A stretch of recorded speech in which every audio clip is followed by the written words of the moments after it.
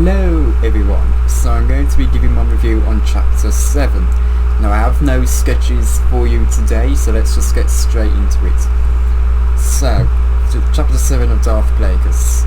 This is very much, you know how I was talking about in the last review episode, how chapter 5 had paragraphs of history and it was getting a bit much.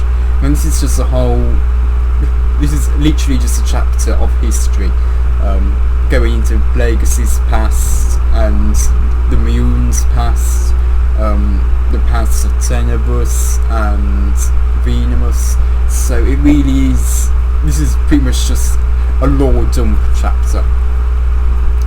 But we do get to learn lots of things, but I think the most interesting parts are of Plagueis, how he was quite manipulative as a child, using his powers in a to take advantage of people, being more generous to those who didn't like him and being a bit meaner to those who liked him too much occasionally, and how probably unintentionally used a mind trick on someone to make him throw himself off the balcony into the courtyard, just to get down there faster. And we really do get to see how Plagueis was kind of raised, I guess. And then we see him be moved to Ruger's Snow, or better known as we know him, Darth Tenebrous, and how he was, and how he was being trained there. Again, I don't have. This is one of those chapters where I don't have too much to say on it, but we do get quite a good look into what Plagueis and Tenebrous' actions were prior to the first chapter. There is just one line though in the chapter that is completely befuddling me. I just cannot wrap my head around it in any way, shape or form. I just cannot figure it out. I'm gonna have to read it off for you. In addition to being a widely respected and savant engineer and starship designer, Ruger's Snow headed a shadowy organisation that over the decades had gathered intelligence on the dealings of nearly every criminal, smuggler, pirate and potential terrorist who has left a mark on the galaxy, with young Higo masquerading as known as Accountant. The two secret Sith had travelled widely, often conspiring with the galaxy's most notorious beings and facilitating anarchy whenever possible.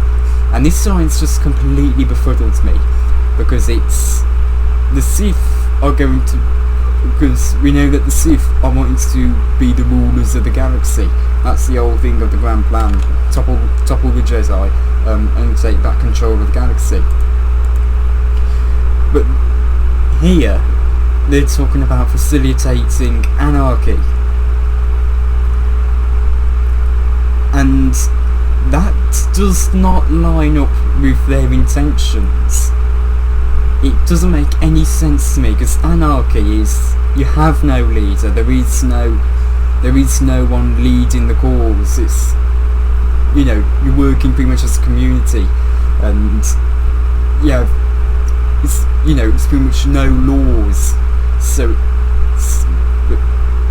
it really is befuddling me on this line, and I would like for someone to try and clear that up for me if we can, because it really has got me stuck, and it's really getting to me. I just can't figure that line out. It's, they travel widely to conspire with the most notorious beings, only to then tell them, you know, to just,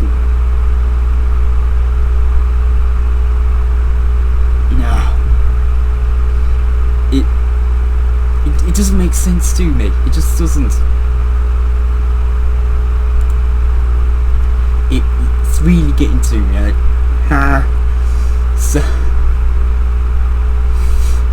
maybe it will make sense to one of you, but for me, it's just not clicking in my mind.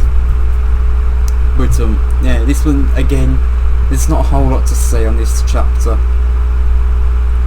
I do think, for me at least, the massive lore dumps are a bit tough to get through.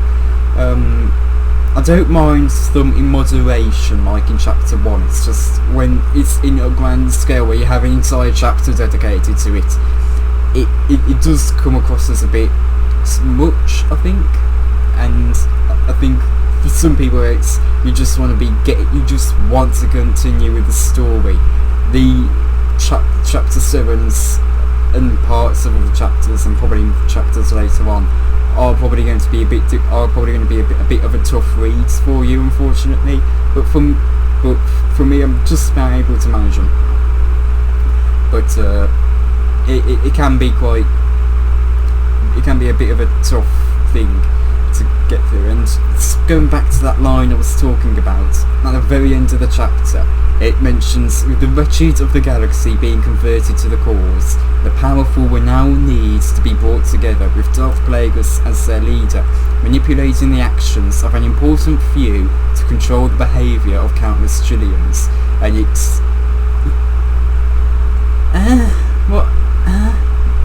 so I'm assuming they're talking about the same notorious beings that had anarchy imposed upon them whenever possible. It's how does that make any sense? There is no leader, but then they're talking about Plagueis as their leader. So it's really getting to me. If someone can try and clean up what they're trying to say for me, then okay, please go to the comments and try to figure it out for me, because I'm trying to, I just can't. It doesn't make any sense to me. And facilitating just doesn't seem like it should be there, because it's make easy or easier. That's the definition. So really, it should be what? Make anarchy rather than making easier anarchy. Where, you know. Anyway, I do think it was a good chapter. We get to learn quite a bit of Plagueis and his past. We get to learn a bit of Tenebris and his past. We get to learn a bit about Plagueis' family. We get to learn a bit of the history of Munilis and what goes on with Venomous. How Venomous had a lot of force potential, but he wasn't that skilled with the force. He was inept, as Plagueis would say. How Tenebris had trained him because Plagueis wasn't really up to his expectations and stuff. But yeah, I think it was a good chapter. It's just in those final 2-3 pages, it really just stops making sense with that last line on that last line of on the last lines of each of those pages. It just what are you trying to say? What are you trying to say, book? What are you trying to say, James? But you know, either way, it was a good book. Not a good book, a good chapter. Sorry, I'm not stopping reading the book now. But yeah, it's just really getting to me. It's what do you mean by facilitating anarchy? If it isn't clear, that's my main takeaway from the book, from this chapter. What are you trying to say with that? It doesn't make any sense. But yeah, we also get to see a bit of how Tenebris is, I guess, is a bit manipulative. Maybe I should look into maybe I should read through again what he had Ego's mother doing, to try and figure out what they were trying to do with these notorious beings and facilitating anarchy with them. To trying to get a better understanding, but it does seem like but still doesn't make that much sense to me, unfortunately. Maybe there will be a Wikipedia article that makes it clear. Actually, I'm going to try and find one. Okay, I couldn't find anything on Wikipedia, unfortunately. No, I did just come to realise maybe they're trying to talk about creating disorder with those notorious beings. I don't know, still that doesn't make any sense to me either. But if you have any idea what they're trying to say, please comment below and tell, because I can't figure it out. But I did enjoy the chapter, not as much as the other ones. I think I enjoyed it more than chapter 5 though. But yeah, that's my review. Come back next time, I'll do chapter 8, maybe more chapters if I go through multiple, and I'll see you next time. Bye.